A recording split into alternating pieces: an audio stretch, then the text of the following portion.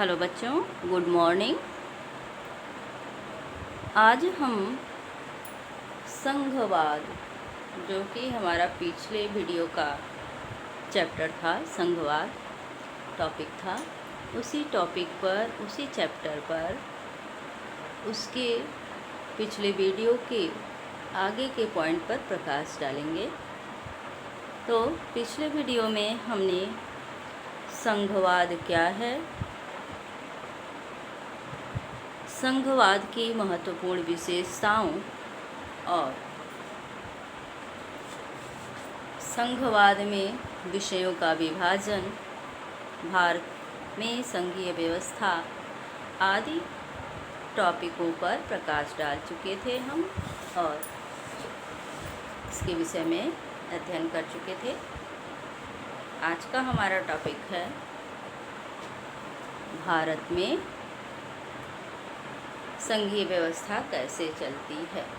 आज का हमारा टॉपिक क्या है कि भारत में संघीय व्यवस्था कैसे चलती है।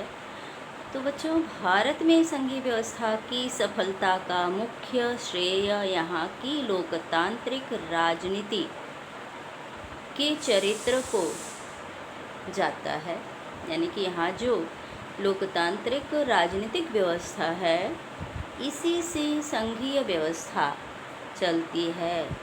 इसी लोकतांत्रिक राजनीतिक व्यवस्था पर हमारी संघीय व्यवस्था निर्भर है और इसी संघवाद की भावना, विविधता का आदर और संग साथ रहने की इच्छा का हमारे देश के साझा आदर्श के रूप में स्थापित होना सुनिश्चित हुआ है। किसके आधार पर बच्चों? संघवाद के आधार पर ही क्या निश्चित हुआ है? देश के साझा आदर्श के रूप में और संग साथ रहने की इच्छा, संघवाद की भावना और देश की विविधताओं का आदर करने की भावना से ही क्या हुआ है कि एक आदर्श संघवाद स्थापित होना सुनिश्चित हुआ है। तो आदर्श संघवाद के लिए क्या क्या चीज़ें आवश्यक होती हैं बच्चों? पहली चीज़ आवश्यक होती है कि संघवाद की भावना व्यक्ति के मन में हो, मतलब किसी भी देश के नागरिक जो हैं वो संघ को महत्व दें। दूसरा क्या है? विविधता का आदर, तब संघ द्वारा विविधताओं का सम्मान किया जाए। किसी भी देश में विभिन्न धर्मों के, विभिन्न भाषा भाषी, विभिन्न संस्कृतियों के लोग रहते हैं, तो संघ का क्या उत्तरदायित्व होता है कि इन विविधताओं का आदर करें और साथ में सबको साथ लेकर चलने की इच्छा हमारे देश के साझा आदर्श के रूप में स्थापित होना सुनिश्चित हुआ। क्योंकि हमारे, जैसा कि अभी हमने ऊपर बताया है कि संघीय व्यवस्था, भारत की संघीय व्यवस्था की सफलता का मुख्य श्रेय किसको जाता है? लोकतांत्रिक राजनीतिक चरित्र को जाता है। और ये लोग जो होते हैं राजनीतिक क्षेत्र में, जो हमारा चरित्र होता है, यानी हमारे आदर्श नेता हैं, तो उनकी व्यवस्था कैसी होनी चाहिए? विविधताओं का आदर करें, सम्मान करें, साथ सबको साथ में लेकर चलने की इच्छा, साझा आदर्श की भावना को सुनिश्चित करना किसका काम होता है? संघ का काम होता है। और संघ जब इन भावनाओं का सम्मान करते हुए कार्य करती है तो संघीय व्यवस्था अच्छे से चलती है। तो भारत जो है संघीय व्यवस्था के रूप में एक आदर्श संघवाद का उदाहरण है। और भाषाई राज्य भाषा के आधार पर प्रांतों का गठन हमारे देश की लोकतांत्रिक राजनीति के लिए पहली और एक कठिन परीक्षा थी। तो बच्चों, जैसा कि हम सभी जानते हैं कि हमारा देश अंग्रेज़ों का गुलाम था और काफ़ी लंबे गुलामी के पश्चात हमारा देश आज़ाद हुआ और हमारे देश में छोटी छोटी रियासतें थीं और रियासतों के आधार पर देश को संगठित करना, देश के शासन को ढंग से चलाना मुश्किल हो जाता। इसलिए छोटी छोटी रियासतों का प्रांतों के रूप में विलय किया गया। तो विभिन्न प्रांतों का गठन जो हुआ भाषाई पुनर्गठन अधिनियम 1956 के आधार पर, भाषा के आधार पर जो प्रांतों का पुनर्गठन किया गया 1956 में अधिनियम बना करके, तो इसीलिए किया गया था कि भाषाई राज्य भाषा के आधार पर प्रांतों का गठन हमारे देश की लोकतांत्रिक राजनीति के लिए पहली और एक कठिन परीक्षा थी, जैसा कि अभी हमने पढ़ा सेंटेंस। तो जब देश आज़ाद हो गया तो जो छोटे छोटे देशी रियासतें थी उनका विलय भी भारतीय संघ में हो गया। अब समस्या क्या उत्पन्न हुई कि विभिन्न क्षेत्रों की भाषाएं अलग अलग हैं। हम सभी जानते हैं जैसा कि भारत में विविध भाषाएं बोली जाती हैं। तो भाषाई आधार पर छोटे छोटे जो रियासतें थी, कुछ रियासतें बहुत छोटी थी, कुछ बहुत बड़ी थी, तो उनको प्रांतों के रूप में संगठित करने का निर्णय लिया गया। यह एक बहुत बड़ी चुनौती थी।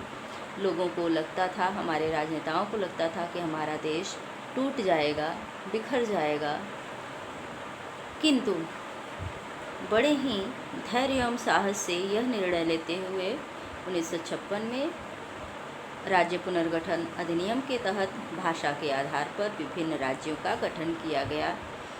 तो ये क्या थी? पहली समस्या थी। और भारत ने जैसा कि अभी हमने बताया कि 1947 में लोकतंत्र की राह पर अपनी जीवन यात्रा शुरू की। यानी 1947 में भारत क्या हुआ? आज़ाद हुआ।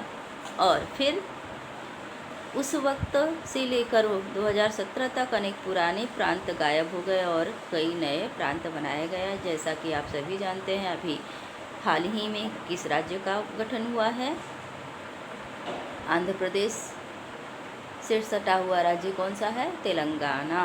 तो बच्चों, अभी इसका पुनर्गठन तेलंगाना का जो है वो जल्द ही हुआ है, इसलिए आप लोगों को पता होगा। ऐसे ही छत्तीसगढ़, उत्तराखंड और जो है ये पूर्वांचल के विविध राज्यों का, जैसे उत्तर प्रदेश के क्षेत्रों को काट करके किसका गठन किया गया? उत्तराखंड का। ऐसे ही छत्तीसगढ़ मध्य प्रदेश से और विभिन्न और अभी जो नवगठित राज्य है आंध्र प्रदेश से कुछ क्षेत्रों को लेकर के गठित किया गया है। इसका नाम क्या है? तेलंगाना है। तो ऐसे ही आदिवासी बहुल क्षेत्रों को, उनके महत्व को, उनके संस्कृति को बचाए रखने के लिए नए राज्य का गठन किया गया झारखंड का, और राजधानी क्या बना दी गई? रांची को, जो आदिवासी बहुल क्षेत्र था। तो तब विभिन्न संस्कृतियों को बचाए रखने के लिए भाषा के आधार पर, संस्कृति के आधार पर जो है हमारे देश में राज्यों का पुनर्गठन किया गया। यानी कुछ राज्यों की सीमाएं छोटी की गई तो कुछ की बड़ी की गई, कई के नाम बदल दिए गए। तो कई प्रांतों की सीमाएं, क्षेत्र और नाम बदल दिए गए। नए राज्यों को बनाने के लिए 1950 के दशक में भारत के कई पुराने राज्यों की सीमाएं बदली गई।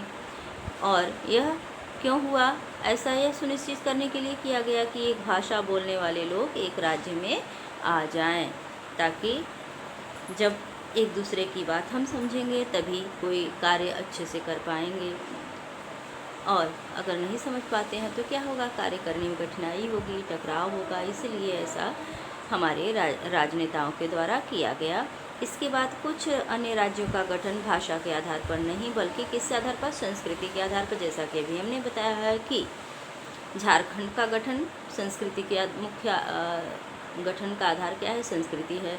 नागालैंड के गठन का आधार क्या है? संस्कृति है। और भूगोल अथवा जातीयता की विभिन्नता को रेखांकित करने और उन्हें आदर के लिए भी किया गया। इनमें नागालैंड, उत्तराखंड, झारखंड आदि प्रमुख हैं।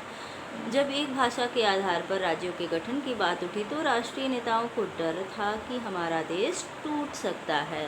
जैसा कि अभी हमने बताया कि देश आज़ाद होने के पश्चात जब देशी रियासतों का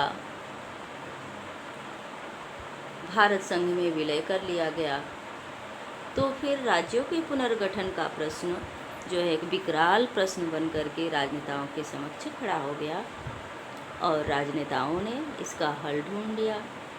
किंतु उनके मन में डर था। क्या डर था बच्चों?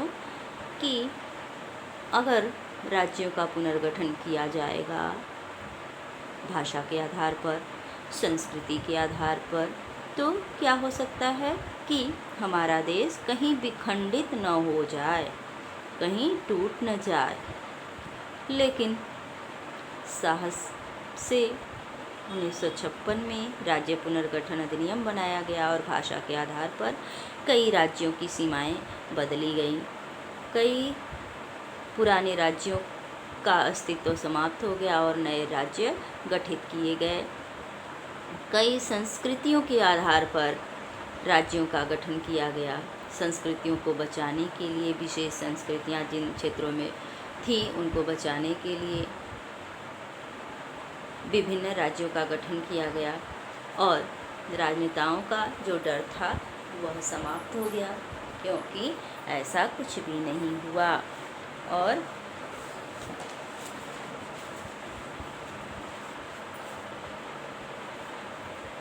जैसा कि अभी हमने बताया, यह कार्य किस आधार पर किया गया? राज्य पुनर्गठन के आधार पर। और फिर भाषावार राज्य बनाने, भाषावार यानी भाषा के आधार पर राज्य बनाने से देश ज़्यादा एकीकृत और मजबूत हुआ। इसके विपरीत क्या हुआ? जो जैसा कि हमारे राजनेता डर रहे थे, ऐसा कुछ भी नहीं हुआ, बल्कि हमारा देश और मजबूत हो गया। किस आधार पर मजबूत हो गया? भाषाई आधार पर गठन के कारण। तो भाषावार राज्य बनाने से देश ज़्यादा एकीकृत मतलब क्या?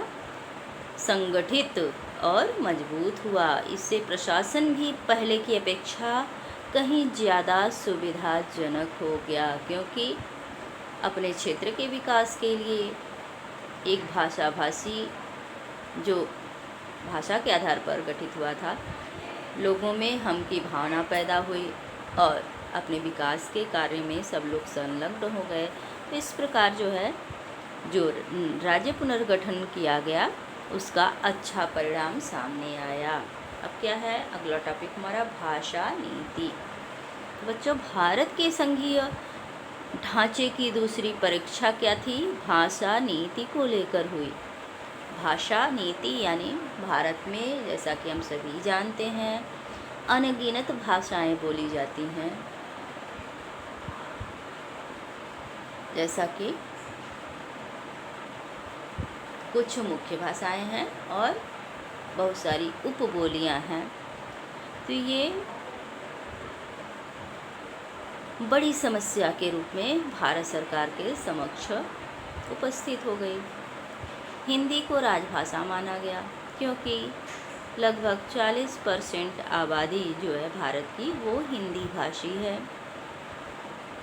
इसलिए अन्य भाषाओं के संरक्षण के अनेक दूसरे उपाय भी किए गए, क्योंकि 60% में कौन सी भाषा आती थी? अन्य भाषाएं आती थी। केवल 40% लोग ही हिंदी बोलते थे, जिससे कि क्या घोषित किया गया? हिंदी को राष्ट्रभाषा घोषित किया गया। और संविधान में हिंदी के अतिरिक्त अब क्या हुआ कि 60% जो भाषाएं बच रही थी उनके संरक्षण के भी उपाय किए गए, क्योंकि अन्य क्षेत्रों में अन्य भाषाभाषी लोग थे तो उनकी भावनाओं का सम्मान करना था, आदर करना था, ताकि भाषा के आधार पर भारत में किसी भी प्रकार का तनाव उत्पन्न न हो। तो उसके लिए अन्य भाषाओं के संरक्षण के लिए भी सरकार ने कदम उठाए।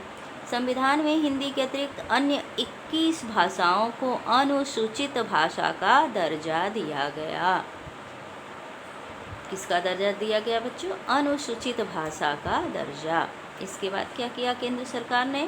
कि किसी पद का उम्मीदवार इनमें से किसी भी भाषा में परीक्षा दे सकता है, बशर्ते उम्मीदवार इसको विकल्प के रूप में चुने। यानी ये जो हिंदी के अतिरिक्त 21 भाषाएं हैं, इन्हें राष्ट्रीय मान्यता प्रदान किया गया और देश के समस्त नागरिकों से यह कहा गया कि कोई भी व्यक्ति किसी पद के उम्मीदवार के लिए इनमें से हिंदी को छोड़ करके इनमें से यानी 21 भाषाओं में से किसी भी भाषा में परीक्षा दे सकता है, किंतु फॉर्म भरते समय भाषा भी पूछा जाता है। उस भाषा जो भी भाषा कोई व्यक्ति ले उसको विकल्प के रूप में चुने, तो बशर्ते उसको क्या करना होगा, फिलअप करना होगा। यानी परीक्षा दे सकता है लेकिन उम्मीदवार इसको विकल्प के रूप में चुने, मतलब जो विकल्प रहता है उसको टिक आउट करे। भाषा का जो ऑप्शन दिया रहता है, हिंदी प्रेजेंट टाइम में अक्सर लोग हिंदी और इंग्लिश में करते हैं। बहुत सारे एंट्रेंस एग्ज़ाम में आपने देखा होगा, आपके घरों में लोग दिए होंगे, तो उसमें रहता है भाषा पूछा रहता है। फॉर्म डालते समय भी फिलअप किया जाता है कि किस भाषा में आप परीक्षा देना चाहते हो, हिंदी में या इंग्लिश में। तो ऐसे ही अन्य क्षेत्रों में विभिन्न भाषाओं के ऑप्शन रहते हैं, तो उसको फिलअप करना पड़ता है। कब करना पड़ता है? फॉर्म भरते समय। उसी आधार पर आपको पेपर दिए जाते हैं। आप सभी भाषाएं उसमें रहती हैं। आपकी एक मुख्य भाषा रहेगी, इसके बाद आपकी भाषा रहेगी, तो आपको उसमें परीक्षा देना होता है। तो यह व्यवस्था किसके द्वारा किया गया? भारतीय संविधान द्वारा किया गया। किस प्रकार किया गया कि भाषा नीति के द्वारा हिंदी को राष्ट्रभाषा घोषित किया गया और उसके अतिरिक्त 21 अन्य भाषाओं को अनुसूचित भाषा का दर्जा यानी सहायक भाषा का दर्जा दे दिया गया। और केंद्र सरकार ने यह स्पष्ट किया कि कोई भी व्यक्ति किसी भी एंट्रेंस एग्ज़ाम में या किसी भी एग्ज़ाम में किसी भी पद के लिए, केंद्र सरकार के किसी भी पद के लिए क्या कर सकता है कि किसी भी परीक्षा में किसी भी भाषा में परीक्षा दे सकता है, बशर्ते यह कि वह व्यक्ति विकल्प के रूप में अन्य भाषाओं को चुने। और राज्यों की भी अपनी राजभाषाएं हैं। जैसे कि हम लोग उत्तर प्रदेश में रहते हैं, तो हमारी राजभाषा क्या है? हिंदी है। ऐसे ही अन्य भाषाओं में, जैसे पंजाब में पंजाबी है, महाराष्ट्र में मराठी है, तो अन्य राज्यों में भी सबकी अपनी अपनी राजभाषाएं हैं। तो वहाँ के जो कार्य होते हैं विधानसभा में भी अपनी भाषा में मुख्य रूप से कार्य किए जाते हैं। सांसद विधायक अपनी भाषा का प्रयोग कर सकते हैं। संविधान के अनुसार सरकारी कामकाज की भाषा के तौर पर अंग्रेजी का प्रयोग 1965 में बंद हो जाना था। जैसा कि आप सभी जानते हैं, भारत में शिक्षा का माध्यम अंग्रेजी भाषा को कैसे बनाया गया? लॉर्ड मैकाले की सिफारिश पर बनाया गया था।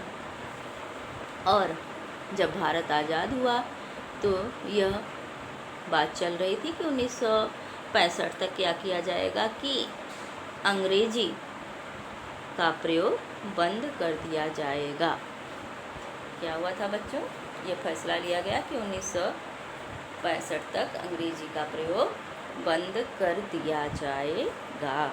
किंतु अनेक गैर हिंदी भाषी प्रदेशों ने, जैसे उत्तर भारत के अधिकांश राज्यों में क्या है?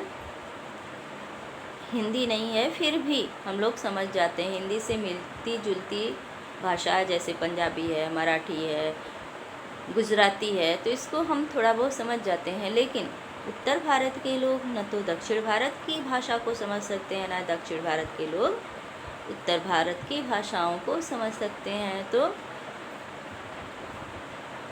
आपसी विचार विमर्श में क्या होता? बहुत ही परेशानी आती।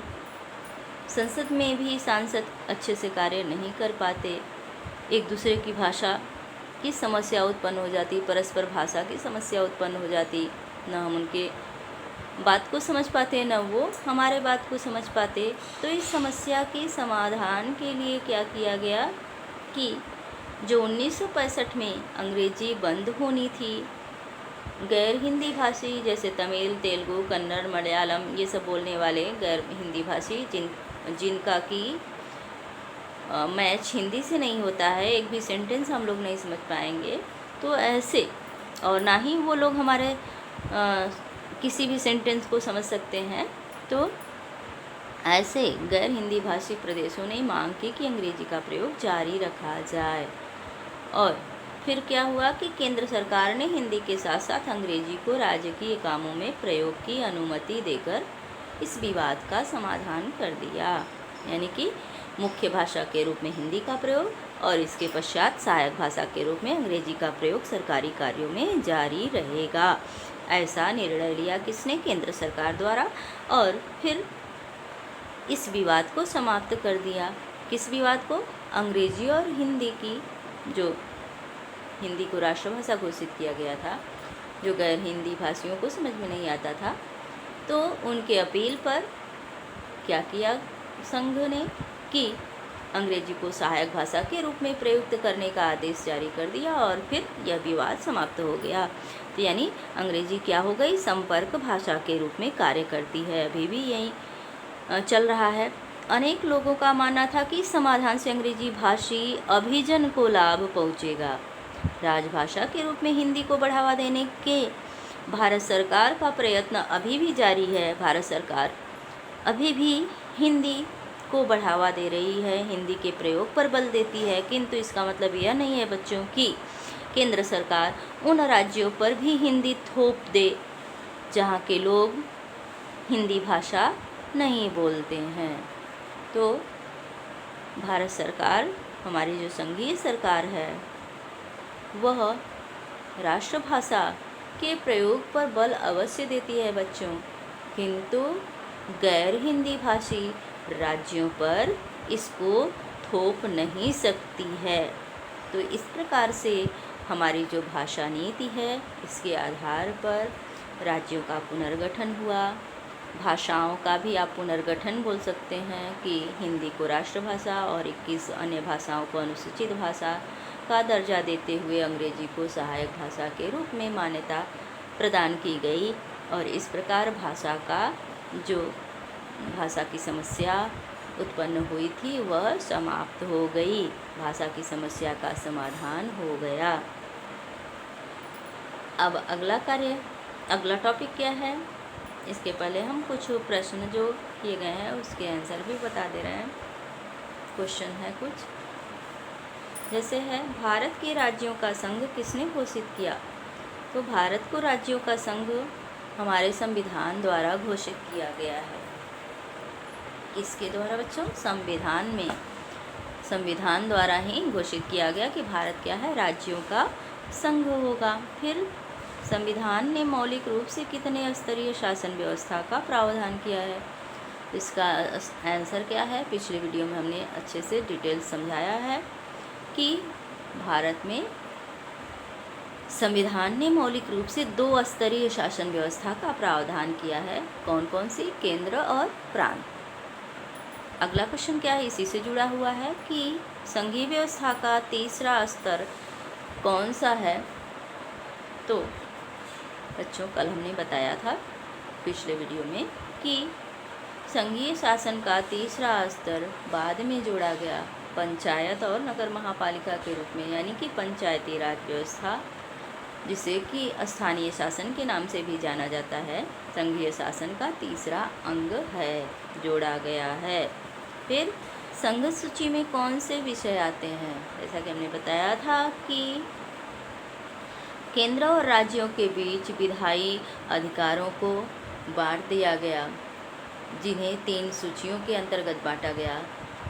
पहली सूची क्या थी? केंद्र सूची, दूसरी का नाम राज्य सूची और तीसरी समवर्ती सूची के विषय कहे जाते हैं। तो प्रश्न में क्या है? केवल संघ सूची यानी केंद्र सूची के विषय में पूछा जा रहा है कि कौन कौन से विषय आते हैं। तो बच्चों, केंद्र सूची में हमने कल बताया था, देश की सुरक्षा की जिम्मेदारी किसके ऊपर होती है? संघ के ऊपर होती है। और आंतरिक सुरक्षा की जिम्मेदारी भी संघ के ऊपर होती है, किंतु सामान्य परिस्थितियों में आंतरिक सुरक्षा की जिम्मेदारी राज्यों की होती है और आपातकालीन परिस्थितियों में संघ हस्तक्षेप करता है। तो बच्चों, मुख्यतः देश की सुरक्षा की पूर्णतः जिम्मेदारी किस पर होती है? संघ पर होती है। तो इसलिए प्रतिरक्षा मामले जो हैं केंद्र के अंतर्गत यानी संघ सूची में आते हैं। इसके बाद विदेशी मामले, जैसा कि हमने बताया था पिछले वीडियो में कि अगर विदेशी मामले संघ सूची में नहीं डाले गए होते तो क्या होती? समस्या खड़ी हो जाती। तो इसलिए संघ सूची में ऐसे मामलों को डाला गया है ताकि देश की एकता अखंडता को खतरा उत्पन्न न हो। और इसके पश्चात बैंकिंग है, फिर है बैंकिंग। अगर अलग अलग राज्यों को यह अधिकार प्रदान कर दिया गया होता तो क्या होता कि अलग अलग राज्यों के मुख्यमंत्री अपनी मुद्राएं जारी कर देते, तो भारत में कई प्रकार की मुद्रा चलने लगती, बैंकों के रेट कई प्रकार के हो जाते। तो इस प्रकार से एक भारत में बैंकों को केंद्रीय सूची में रखा गया है। संचार और मुद्रा जैसी महत्वपूर्ण विषय जो हैं वो केंद्र यानी संघ सूची में आते हैं। तो कौन कौन सा विषय हुआ? प्रतिरक्षा यानी देश की सुरक्षा का विषय, विदेशी मामले, बैंकिंग, संचार और मुद्रा जैसे राष्ट्रीय महत्व के विषय संघ सूची में आते हैं। अगला क्वेश्चन क्या है? संसद को अपने दोनों सदनों से कितना बहुमत मंजूर करवाना होता है? तो हमने कल बताया था, पिछले वीडियो में बताया था कि कोई भी विधेयक पास करवाने के लिए संसद को 2/3 बहुमत, अपने दोनों सदनों से 2/3 बहुमत मंजूर करवाना पड़ता है। तो बच्चों, क्या होना पड़ता है? 2/3 बहुमत को मंजूर करवाना पड़ता है। ऐसे ही इधर भी क्वेश्चन है कुछ कि भारतीय संघीय व्यवस्था की सफलता का मुख्य श्रेय किसको है? तो लोकतांत्रिक राजनीतिक चरित्र को जाता है। आंसर क्या रहेगा कि भारतीय संघीय व्यवस्था की सफलता का मुख्य श्रेय लोकतांत्रिक राजनीतिक चरित्र को जाता है। अभी अभी हमने बताया समझाया है। भारत में सन 1947 के बाद से नए राज्यों का गठन किस प्रकार हुआ? तो नए राज्यों का गठन राज्य पुनर्गठन अधिनियम के तहत भाषा के आधार पर, संस्कृति के आधार पर किया गया। और किस प्रकार के राज्य बनाने से देश ज़्यादा एकीकृत और मजबूत हुआ?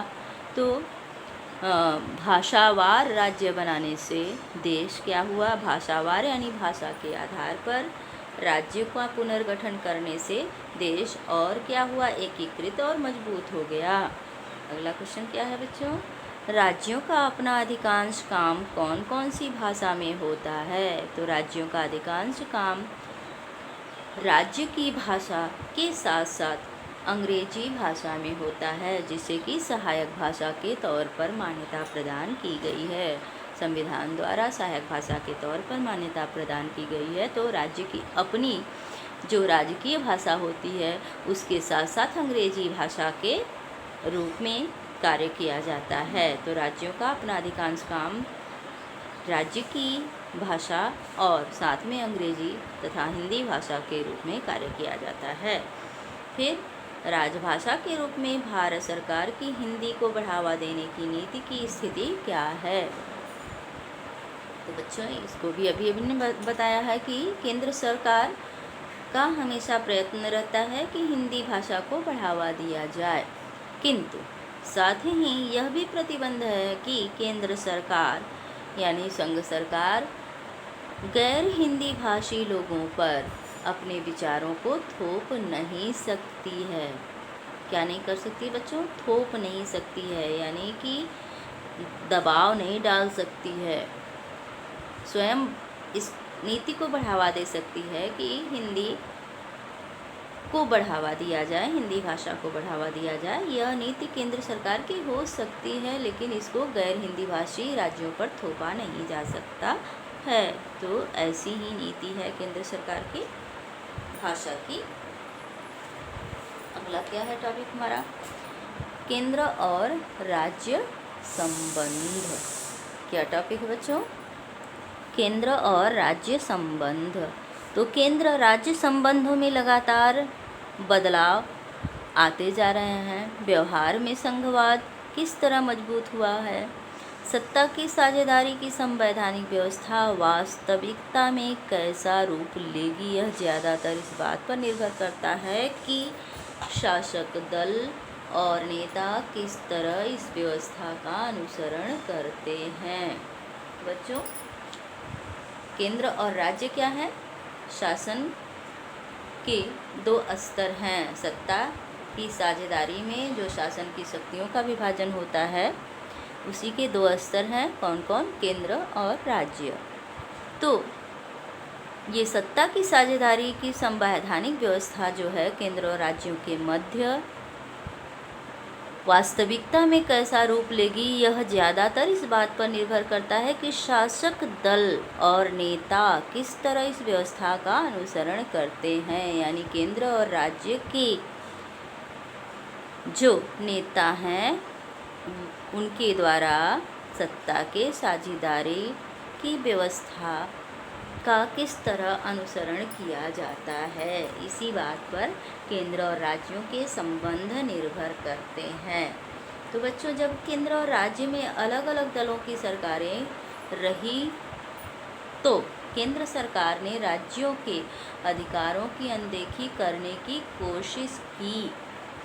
बच्चों, जैसा कि आप सभी जानते हैं, भारत बहुदलीय व्यवस्था का देश है। यानी कि यहाँ पर विभिन्न राजनीतिक पार्टियां हैं जो कि चुनाव लड़ती हैं, और जब केंद्र और राज्य में एक ही दल की सरकार होती है तो ऐसा टकराव नगण्य होता है, यानी न के बराबर माना जाता है। और जब केंद्र में अलग पार्टी की सरकार हो, राज्य में अलग पार्टी की सरकार हो, तो क्या होता है कि राज्यों द्वारा केंद्र पर अनदेखी का आरोप लगाया जाता है, यानी कि उपेक्षा का आरोप लगाया जाता है। जैसा कि प्रेजेंट टाइम में पश्चिम बंगाल की मुख्यमंत्री ममता बनर्जी केंद्र सरकार पर अक्सर आरोप लगाती रहती हैं। तो क्यों लगाती हैं? क्योंकि केंद्र में बीजेपी की सरकार है और ममता बनर्जी की पार्टी अलग है, तृणमूल कांग्रेस है।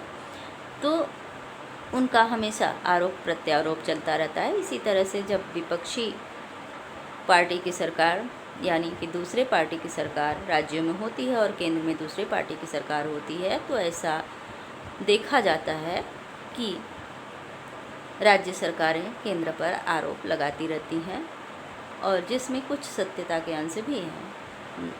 उन दिनों क्या होता है कि केंद्र सरकार अक्सर संवैधानिक प्रावधानों का दुरुपयोग करके विपक्षी दलों की राज्य सरकारों को भंग कर देती थी,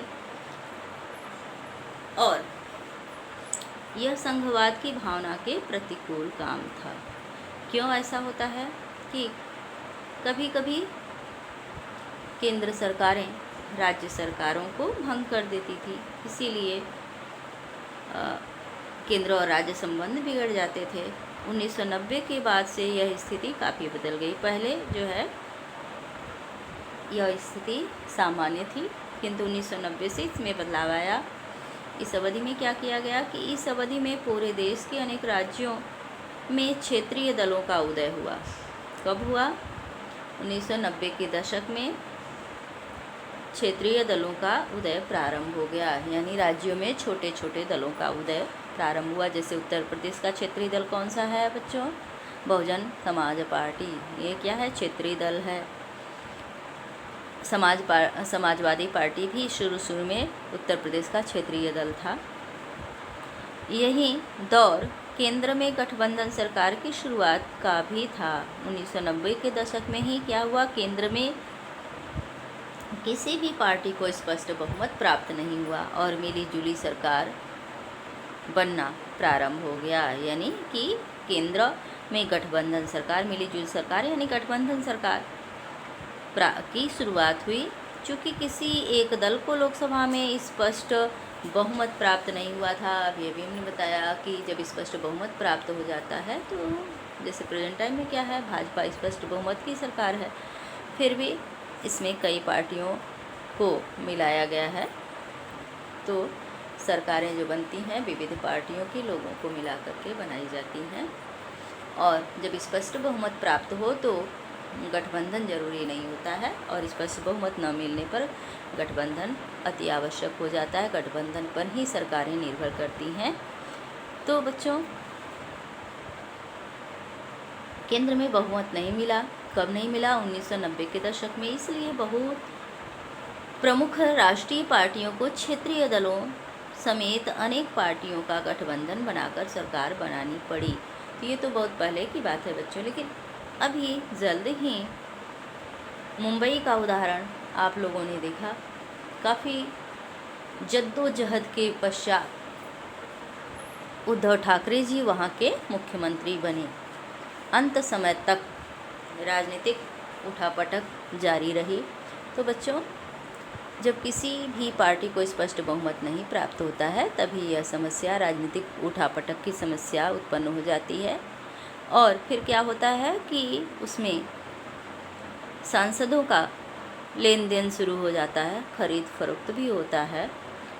जैसा कि आप सभी ने टीवी पर सीधा प्रसारण आ रहा था, आपने देखा होगा कि सांसदों को एयरपोर्ट से उठाया गया, क्योंकि आजकल सूचना प्रसारण सशक्त माध्यम है। छोटी से छोटी घटना का आपको देखा हाल प्रस्तुत किया जाता है। तो हम सोच रहे हैं कि आप लोगों ने भी देखा होगा न्यूज़ में कि किस तरह से विभिन्न पार्टियों को तोड़ा मरोड़ा गया और सांसदों को खरीदा गया। तो इस प्रकार जो है गठबंधन की सरकार बनानी पड़ती है बड़ी पार्टी को, जो बड़ी पार्टी के रूप में मतदान प्राप्त करती है। तो इससे सत्ता में साझेदारी और राज्य सरकारों की स्वायत्तता का आदर करने की नई संस्कृति पनपी। यानी गठबंधन सरकारें जो थी वो एक नई तरह की सरकार का आदर्श प्रस्तुत कर रही थी शुरू में। और क्या हुआ कि सत्ता में साझेदारी, राज्य सरकारों की स्वायत्तता का आदर करने से नई संस्कृति पनपी। इस प्रवृत्ति को सर्वोच्च न्यायालय के एक बड़े निर्णय से भी बल मिला। सर्वोच्च न्यायालय ने क्या निर्णय दिया कि इस निर्णय के कारण राज्य सरकार को मनमाने ढंग से भंग करना केंद्र सरकार के लिए मुश्किल हो गया। इसी बीच क्या हुआ कि सर्वोच्च न्यायालय ने निर्णय लिया कि किसी भी राज्य सरकार को केंद्र सरकार मनमाने ढंग से भंग नहीं कर सकती है, जब तक कि 2/3 बहुमत, संसद द्वारा 2/3 बहुमत से यह सिद्ध न हो जाए कि राज्य सरकार क्या है, जैसे केंद्र सरकार को भंग किया जाता है कि अल्पमत में आ गई है, तब तक, और राज्यपाल उस पर सहमति न जताए, तब तक किसी भी पार्टी को जो कि केंद्र में शासन कर रही हो, चाहे वो सत्ता दल से संबंधित हो या विपक्षी पार्टी राज्य में शासन कर रही हो, तब तक नहीं हटा सकती है जब तक कि राज्यों की सरकारें अल्पमत में नहीं आ जाती हैं। तो यह प्रावधान कब से शुरू किया गया? 1990 के दशक से शुरू हुआ। इसके पहले क्या होता था, राज्यों की स्थिति क्या होती थी कि केंद्र सरकार कभी भी किसी भी राज्य सरकार को भंग कर सकती थी। अगला टॉपिक हमारा क्या है कि भारत में विकेंद्रीकरण। क्या है टॉपिक बच्चों? भारत में विकेंद्रीयकरण। विकेंद्री का मतलब क्या होता है? जब केंद्र और राज्य सरकार से शक्तियां लेकर स्थानीय सरकारों को दे दी जाती हैं, तो इसे सत्ता का विकेंद्रीकरण कहते हैं या कहलाती है। क्या होता है कि केंद्र और राज्य सरकार से शक्तियां लेकर किसको दी जाती हैं?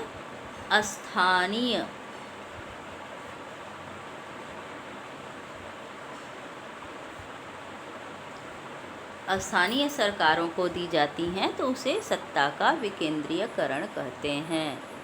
यानी कि दूसरे शब्दों में सत्ता की साझेदारी ही कहा जाता है। तो विकेंद्रीकरण का मतलब क्या होता है? केंद्र मतलब धुरी। जब शासन की समस्त शक्तियाँ केंद्र के हाथों में केंद्रित रहती हैं, तो उसे केंद्रीकृत कहा जाता है। और जब उसी शक्तियों का विभाजन विभिन्न स्तरों पर कर दिया जाता है, जैसे प्रांतीय स्तर, फिर स्थानीय स्तर, तो उसे क्या कहते हैं, सत्ता का विकेंद्रीकरण कहते हैं, यानी शासन की शक्तियों का विभाजन। तो विकेंद्रीकरण के पीछे बुनियादी सोच यह है कि अनेक मुद्दों और समस्याओं का निपटारा स्थानीय स्तर पर बढ़िया ढंग से होगा। किस लिए ऐसा किया जाता है कि अनेक मुद्दों और समस्याओं का समाधान स्थानीय स्तर पर उत्तम ढंग से किया जा सकता है। लोगों को अपने क्षेत्र की समस्याओं को बेहतर समझ होती है। तो जो क्षेत्रीय लोग होते हैं उन्हें क्या होता है, अपने क्षेत्र की समस्याओं की बेहतर समझ होती है। तो लोगों को इस बात की भी अच्छी जानकारी होती है कि पैसा कहाँ खर्च किया जाए और किन चीज़ों का अधिक कुशलता से उपयोग किस तरह किया जा सकता है। यानी जिस क्षेत्र की जो क्षेत्रीय समस्या होती है उसके अनुसार ही नियोजित ढंग से खर्च किया जाना क्षेत्र के विकास में सहायक होता है। तो इसलिए क्षेत्रीय शासन जो है क्या है, उत्तम है। इसके अतिरिक्त स्थानीय स्तर पर लोगों को फैसले में क्या होगा, सीधे भागीदार बनना संभव हो जाता है। तो दूसरी बात थी, दूसरी विशेषता विकेंद्रीकरण की क्या है कि इसके स्थानीय स्तर पर लोगों को फैसले में सीधे भागीदार बनना संभव हो जाता है। इससे क्या होता है कि लोकतांत्रिक भागीदारी की आदत पड़ती है। स्थानीय सरकारों की स्थापना स्वशासन के लोकतांत्रिक सिद्धांतों को वास्तविक बनाने का सबसे अच्छा तरीका है। क्या है बच्चों कि स्थानीय शासन क्या है, स्वशासन के लोकतांत्रिक सिद्धांत को वास्तविक बनाने का सबसे अच्छा तरीका है। फिर भारत जैसे विशाल देश में सिर्फ 2 स्तर के शासन व्यवस्था से ही बढ़िया शासन नहीं चल सकता है। भारत क्या है, अत्यंत विशाल देश है और शासन व्यवस्था 2 स्तर से क्या होगा, बढ़िया शासन नहीं चलेगा। और फिर भारत के प्रांत यूरोप के स्वतंत्र देशों से भी बड़े हैं। तब यूरोप का उत्तर प्रदेश से भी कम आबादी यूरोप के विभिन्न देशों की है। उत्तर प्रदेश क्या है, हमारे देश का एक प्रांत है बच्चों। इससे भी कम आबादी अमेरिका जैसे महाशक्ति की है। तो आप कल्पना कर सकते हैं कि भारत कितना विशाल देश है, कितनी विशाल आबादी वाला देश है। तो क्या 2 स्तर की शासन प्रणाली इसको अच्छे ढंग से प्रशासित कर सकती है? असंभव है। तो इसीलिए जनसंख्या के हिसाब से, जनसंख्या को देखते हुए देश की उत्तम विकास के लिए शासन का त्रिस्तरीय, शासन की शक्तियों का त्रिस्तरीय विभाजन किया गया है। जैसा कि अभी हम उदाहरण द्वारा स्पष्ट कर दे रहे हैं कि जनसंख्या के हिसाब से उत्तर प्रदेश रूस से बड़ा है। रूस जो कि क्षेत्रफल की दृष्टि से विश्व में पहले स्थान पर है, उससे भी बड़ा क्या है, केवल उत्तर प्रदेश है। किस दृष्टि में, जनसंख्या की दृष्टि में, क्षेत्रफल की दृष्टि में नहीं, संसाधनों की दृष्टि में नहीं बच्चों, केवल जनसंख्या। तो हमारे यहाँ की जनसंख्या जो है वह रूस से भी अधिक है। हमारे प्रदेश की जनसंख्या यानी उत्तर प्रदेश की जनसंख्या, यही नहीं,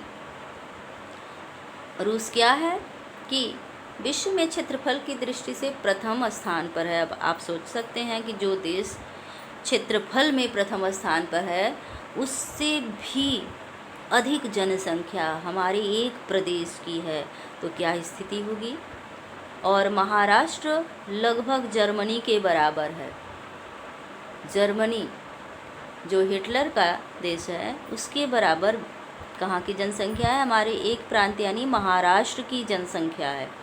तो भारत के अनेक राज्य खुद भी अंदरूनी तौर पर विविधताओं से भरे हुए हैं। इसके साथ ही दूसरी समस्या क्या है कि यहाँ अंदरूनी विविधताएं भी पाई जाती हैं। इस प्रकार इन राज्यों में भी सत्ता के बंटवारे की ज़रूरत है। तो भारत में संघीय सत्ता की साझेदारी 3 स्तरों पर करने की ज़रूरत है, जिसमें तीसरा स्तर स्थानीय सरकारों का है, जैसा कि हम अभी बताए हैं कि 3 स्तर पर संघीय शासन का विभाजन किया गया। इसके बाद क्या है कि और प्रांतीय सरकार के नीचे हो। फिर भारत में सत्ता के विकेंद्रीकरण के पीछे यही तर्क दिया गया। इसके फलस्वरूप 3 स्तरों की सरकार का संघीय ढांचा सामने आया, जिसमें तीसरे स्तर को क्या बोलते हैं, स्थानीय शासन कहा जाता है। विकेंद्रीकरण की जरूरत हमारे संविधान में भी स्वीकार की गई। इसके बाद से गांव और शहर के स्तर पर सत्ता का विकेंद्रीकरण करने की कोशिश हुई। सभी राज्यों में गांव के स्तर पर क्या स्थापित किया गया, इसी तरह से जैसे केंद्र स्तरीय शासन का 3 भागों में विभाजन किया गया बच्चों, किसके बीच में, केंद्र सरकार, राज्य सरकार और स्थानीय निकायों के बीच में। इसी तरह से राज्य शासन का भी 3 स्तर पर विभाजन करने का कोशिश किया गया। किसमें कि सभी राज्यों में क्या किया गया, पंचायतों और शहरों में नगर पालिकाओं की स्थापना की गई। तब ग्रामीण विकास के लिए क्या किया गया, ग्राम पंचायतों की स्थापना की गई और नगरों के विकास के लिए नगर पालिकाओं की स्थापना की गई।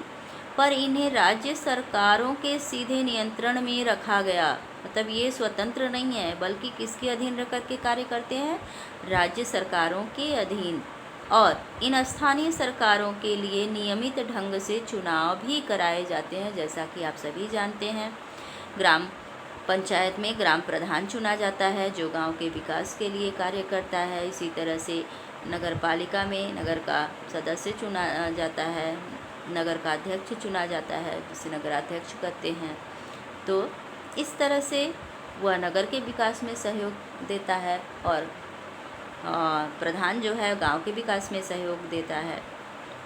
तो क्या हुआ, इन स्थानीय सरकारों को नियमित ढंग से चुना जाता है। इसके बाद पास न तो अपना कोई अधिकार था, न ही संसाधन। इस प्रकार प्रभावी ढंग से सत्ता का विकेंद्रीकरण नाम मात्र का हुआ था, लेकिन वास्तविक विकेंद्रीकरण की दिशा में बड़ा कदम पहले क्या था, ग्राम पंचायतों को केवल गांव में जैसे लड़ाई झगड़े में हस्तक्षेप करना होता था, यानी कि मौखिक रूप से हस्तक्षेप करना होता था। किसी भी प्रकार का आर्थिक योगदान ग्राम पंचायतें नहीं कर सकती थी। तो 1992 में जो है वास्तविक विकेंद्रीकरण सामने आया। वह कैसे आया, संविधान में संशोधन करके लोकतांत्रिक शासन व्यवस्था के तीसरे स्तर को ज़्यादा शक्तिशाली और प्रभावी बनाया गया। अब स्थानीय स्वशासी निकायों के चुनाव नियमित रूप से होने लगे, जैसा कि लोकसभा का चुनाव होता था लोकसभा के सदस्यों का, उसी तरह से 5 साल के बाद इनका भी चुनाव होने लगा। निर्वाचित स्वशासी निकायों के सदस्य तथा पदाधिकारियों के पदों में अनुसूचित जातियों, अनुसूचित जनजातियों और पिछड़ी जातियों के लिए सीटें आरक्षित कर दी गई, जैसा कि केंद्र और राज्य सरकारों के चुनाव के समय होता था। केंद्र और राज्य में सीटें आरक्षित थी, उसी तरह से अब स्थानीय निकायों में भी अनुसूचित जातियों और अनुसूचित जनजातियों के लिए सीटें निर्धारित की गई। कब की गई, 1992 में। और कम से कम 1/3 पद महिलाओं के लिए भी आरक्षित कर दिए गए, यानी कि 33% आरक्षण किसको मिल गया, महिलाओं को भी। जैसा कि हमारे संविधान द्वारा महिलाओं को केंद्र और राज्य स्तर पर प्रदान किया गया था, उसी का अनुसरण करते हुए स्थानीय निकायों में भी 33% आरक्षण महिलाओं को मिल गया। इसके बाद हर राज्य में पंचायत और नगर पालिका चुनाव कराने के लिए राज्य चुनाव आयोग नामक स्वतंत्र संस्था का भी गठन किया गया। किसका, राज्य चुनाव आयोग। चुनाव आयोग जो है ये स्वतंत्र है, स्वतंत्र संस्था है बच्चों। यह चुनाव कराने का कार्य ही, चुनाव से संबंधित समस्त कार्य का संपादन यही संस्था करती है। तो राज्य सरकारों को अपने इस राजस्व और अधिकारों का कुछ हिस्सा स्थानीय स्वशासी निकायों को भी देना पड़ा। क्यों? क्योंकि अगर आय का स्रोत नहीं रहेगा तो कोई भी संस्था कैसे कार्य करेगी। तो इसलिए राज्य सरकार को आय के कुछ स्रोत किसको देने पड़े? स्थानीय स्वशासी निकायों को, यानी कि ग्राम पंचायतों को और नगर महापालिकाओं को। सत्ता में भागीदारी की प्रकृति हर राज्य में अलग अलग है, तब एक समान नहीं है। गांव के स्तर पर मौजूद स्थानीय शासन व्यवस्था दो पंचायती को क्या कहते हैं? पंचायती राज के नाम से जाना जाता है। प्रत्येक गांव में और कुछ राज्यों में ग्राम समूह की एक ग्राम पंचायत होती है। कहीं क्या होता है, एक गांव की पंचायत होती है, कहीं ग्राम समूह की पंचायत होती है। यह एक तरह की परिषद है जिसमें कई सदस्य और एक अध्यक्ष होता है।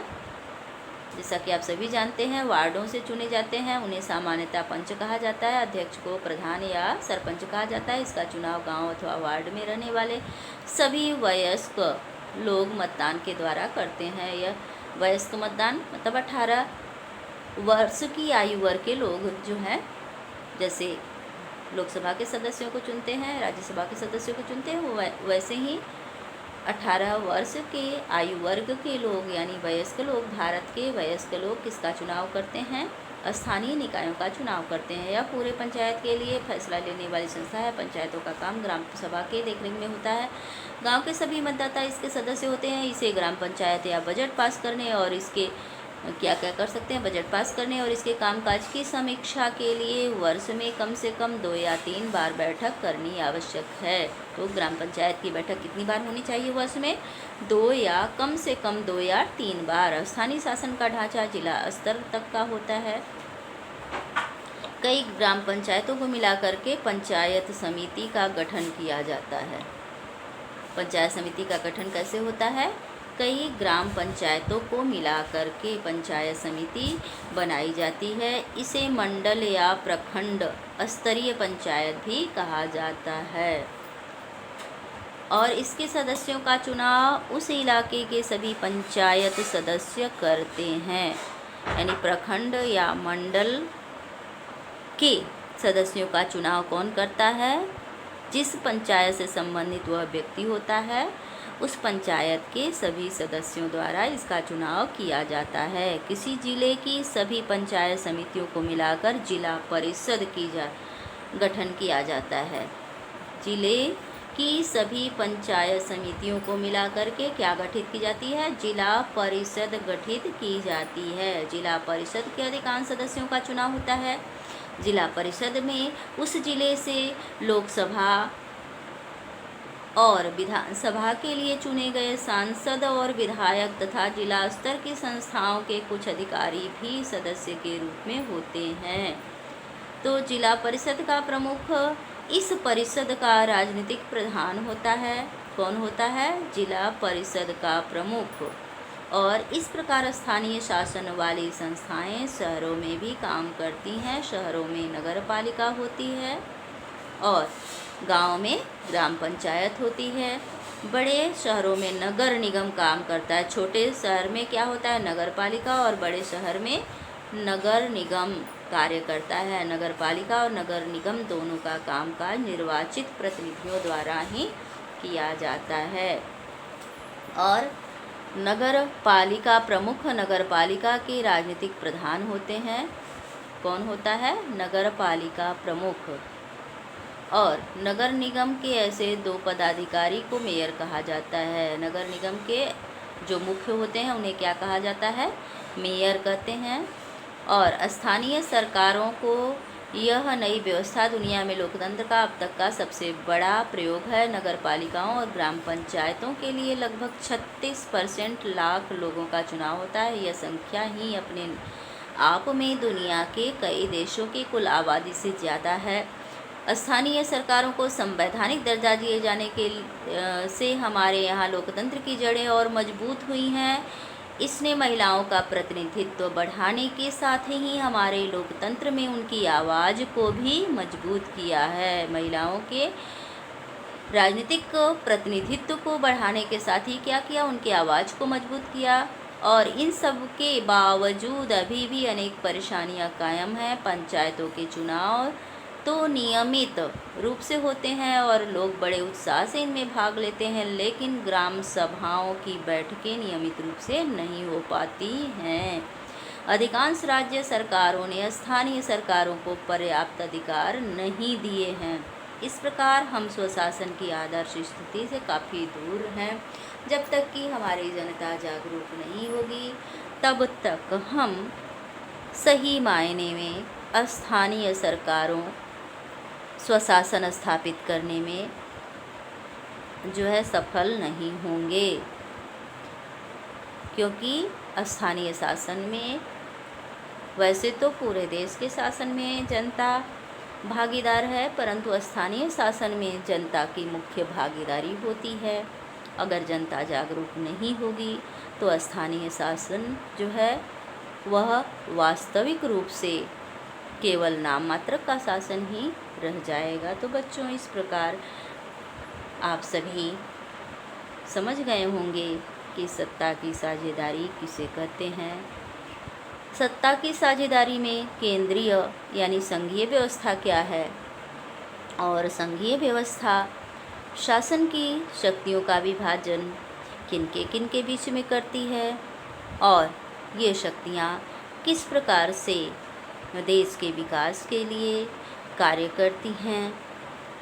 तो बच्चों, इसी के साथ ही हमारा नागरिक शास्त्र का दूसरा चैप्टर भी समाप्त हुआ। आप लोग चाहें तो क्वेश्चन आंसर इस वीडियो के आधार पर बना करके कर सकते हैं।